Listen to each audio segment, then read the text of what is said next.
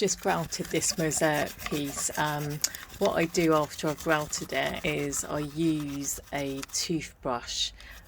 slightly wet, not too wet, to scrub away all of the grout that's on top of all of the mosaic pieces and the mirror and the glass pebbles, to make it as clean as I possibly can,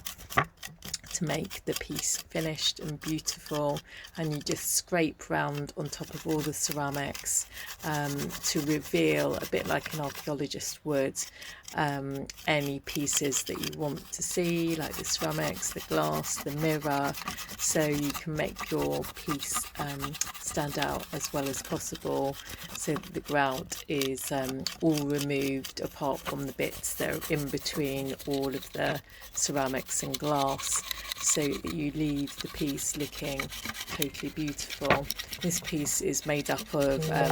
some mugs, it's made up of some seaside mugs, it's made up of some glass pebbles, and as you can see, some marbles, a really lovely mirror that was broken by mistake, and some vintage plates that I found in charity shops. And this is the finished piece.